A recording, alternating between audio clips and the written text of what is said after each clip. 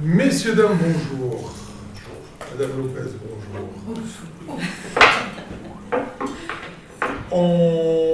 Je vais vous soumettre le procès-verbal de la précédente séance du conseil municipal qui avait lieu le 26 mars dernier. Y a-t-il des questions?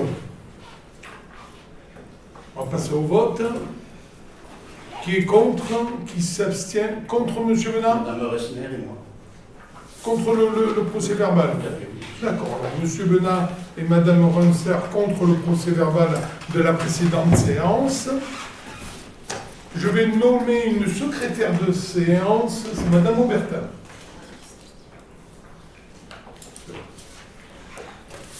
Au niveau des pouvoirs, M. Marielle Martin a donné son pouvoir, m'a donné son pouvoir.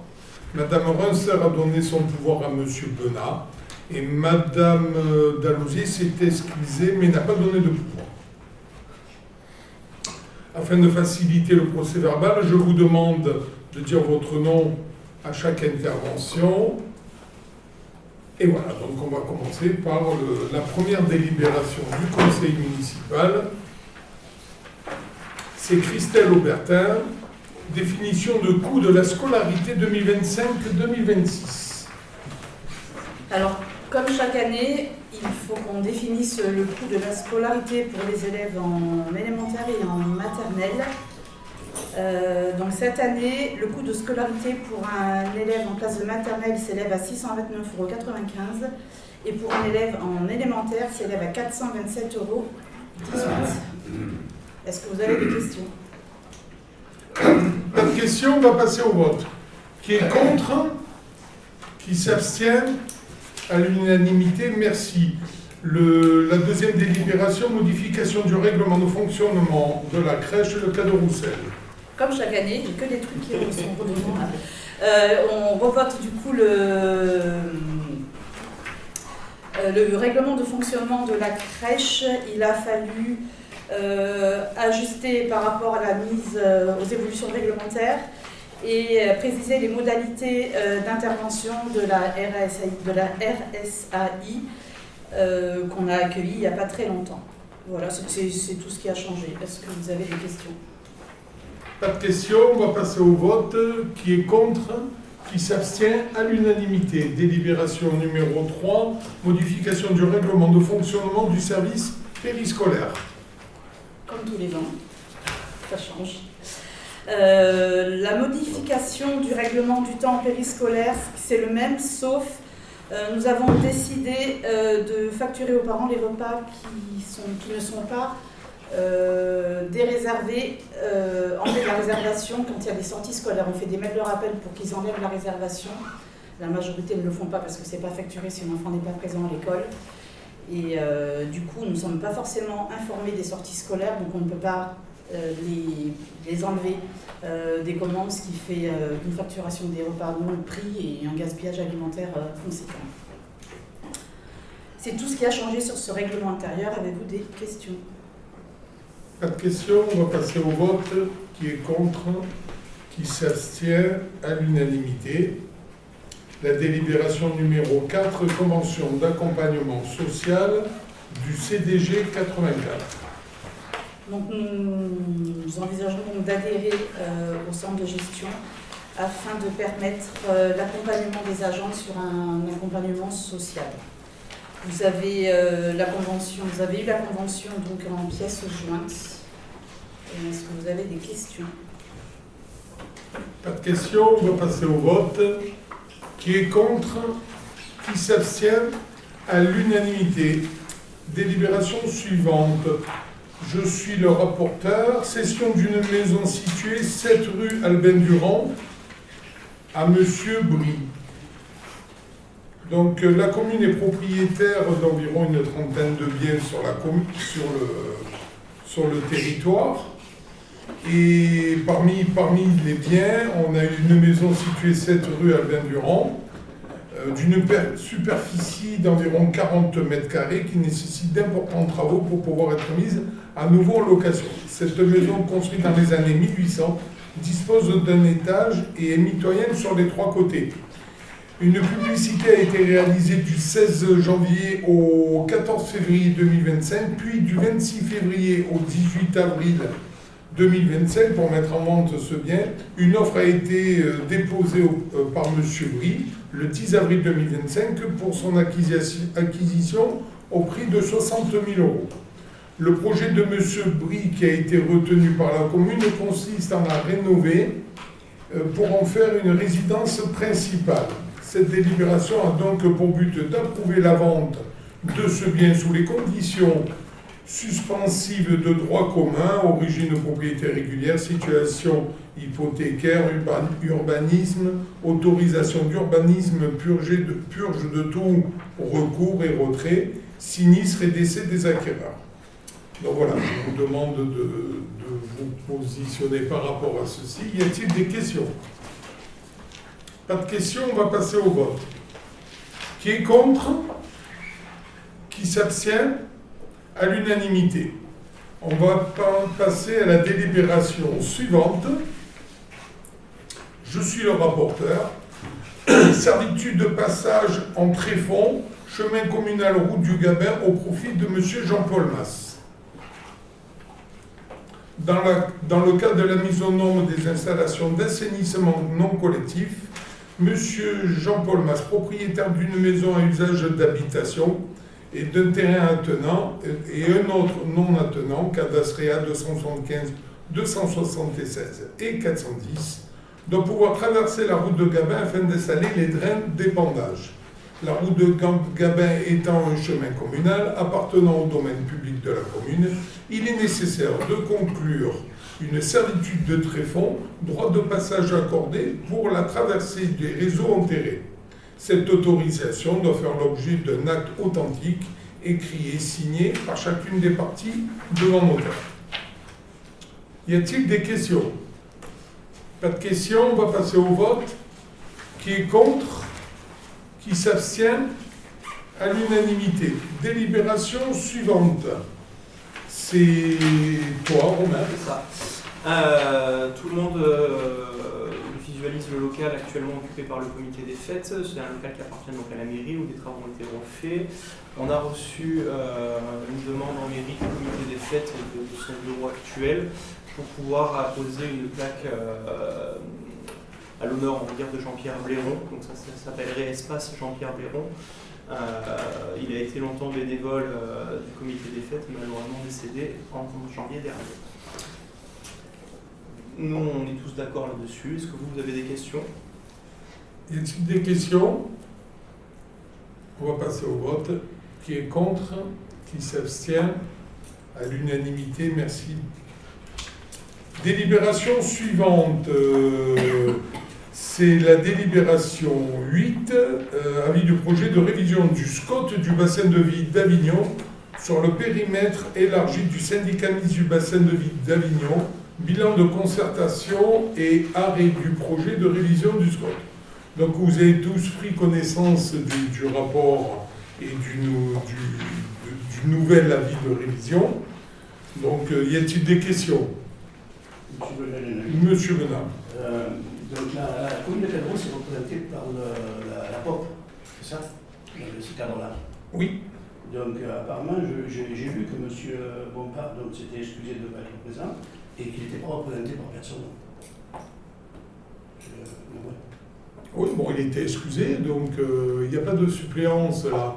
Donc moi je sais que j'étais présent, il y avait d'autres maires de l'intercommunalité, parce qu'en vice-président, il y a M. Claude Avry, le maire de Châteauneuf-du-Pape, et vous avez M. Nicolas Paget, qui est aussi vice-président. D'accord.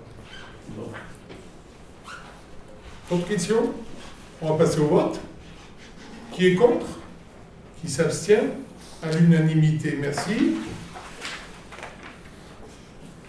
Et on va passer à la dernière délibération. C'est la délibération numéro 9, convention de servitude Enedis, parcelle cadastrée A244, Les Tardières. Donc, c'est une délibération afin de pouvoir... excusez-moi, je recherche... Voilà, la commune est propriétaire d'une parcelle cadastrée A244, Les Tardières, pour laquelle une convention de servitude est nécessaire afin de permettre le passage de 3 câbles basse tension en souterrain sur 15 mètres et d'un coffret réseau afin de renforcer la qualité du réseau Enedis dans ce quartier. Y a-t-il des questions? Pas de questions? On va passer au vote. Qui est contre? Qui s'abstient? À l'unanimité. On a fini le conseil municipal. Nous avons des questions de M. Benat, au nombre de 5. On fait comme d'habitude, M. Benat? Allez, allez-y. Question numéro 1. Pourquoi la facture d'eau du deuxième semestre 2024 arrive-t-elle en juin 2027 pardon. Bon, la mairie n'a pas la responsabilité de l'eau, vous le savez. De plus, il y a un délégataire, c'est Suez. Donc, qu'est-ce que j'ai fait? J'ai appelé la CCPOP pour avoir ces informations-là. Chose que vous aurez pu faire aussi, parce que vous savez que c'est la CCPOP qui gère l'eau et l'assainissement. Donc, j'ai eu un interlocuteur qui m'a précisé, alors je vais vous lire, depuis le 1er janvier 2025, une délégation de services publics, DSP, unique a été mise en place pour l'ensemble des communes du territoire, à la société Suez. Tous les clients d'eau potable des communes d'Orange et de Caderousse restent, eux, pour le moment, soumis à l'ancien contrat. Pourquoi? Parce que notre contrat s'arrête en 2026. Et dès 2026, on repartira avec le nouveau contrat que Jonquière-Courthézon ont. Dans le cadre de cette nouvelle DSP, le concessionnaire réalise 2 facturations par an, basées sur 2 campagnes de relevé, effectuées en janvier et en juillet. En l'absence de système de télé-relève, l'écart entre les périodes de facturation prévues contractuellement et les périodes réelles, je continue, qui dépendent des dates effectives des relèves, ne peut exercer 3 jours francs, en plus ou en moins, pour l'ensemble des factures émises. La facture du second semestre 2024 a été différée afin de permettre le paramétrage des systèmes liés au nouveau contrat, l'assainissement étant assujetti à la facture de l'eau. Cela explique la réception des factures en 2025. Pour votre gouverne, la date de la prochaine facture est indiquée sur le graphique de bilan de consommation joint à la facture. Voilà la réponse qui m'a été faite. Ok, merci. Donc, question de tribune de mai 2025. Je vous ai demandé merci de venir avec la revue numéro 11. Donc ça, c'est, je pense que vous l'avez. Oui, je l'ai et je tenais tout de suite à vous dire qu'il y a eu un bug informatique sur les 2 dernières pages, pas que la page au niveau des tribunes. On a eu aussi les dates sur les événements, sur l'agenda communal. Il y a eu un bug informatique et qui n'était pas sur le BAT et qui s'est mis après. Alors on a su pourquoi, et on en parlait hier, Florian, c'est le transfert sur des dossiers PDF en Word. Et il y a eu, je sais que vous, sur votre tribune, il y a eu un mot de moins. Et au lieu de son, ça a été on. Voilà ce qu'on a pu relever. Est-ce que vous avez autre chose à rajouter ou pas? Oui, parce que sur le dernier pavé, à la fin, vous aviez le pouvoir de dire non, et vous avez écrit, vous aviez le devoir de dire non. C'est ce qui est marqué aussi. D'accord. Donc, c'est très bien. Question suivante, La 3. Alors, Massimo Beccati, donc, oui. pour me l'expliquer, c'est celui qui fait les... Non, mais on sait où c'est. Voilà, d'accord. Donc, est-il vrai qu'il a obtenu l'autorisation de construire une piscine? Oui. C'est un cadeau qui a été fait, parce que, d'après ce que je sais, moi, on est sous une AP. Donc, agriculture protégée. Les anciens propriétaires donc, avaient demandé de construire pour faire comment on appelle ça, une salle de réception, hein, qui leur avait été refusée, je ne rentrerai pas dans les détails. Par contre, la piscine, elle avait été refusée aussi.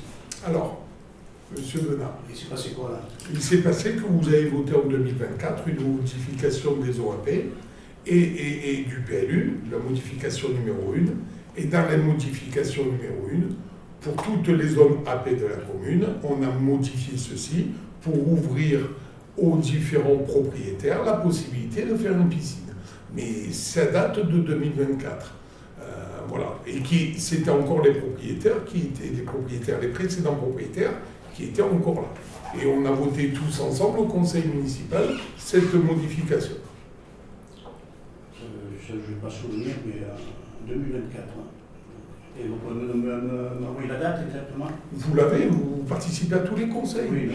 C'est lors d'un conseil municipal, monsieur Bonnat, vous savez, il y en a 6 par an ou 5. Je le retrouverai. Oui, je suppose. Ensuite, l'OAP visible, donc celle qui est visible ici en mairie, pourquoi une modification simplifiée du PLU et de quel terrain s'agit-il?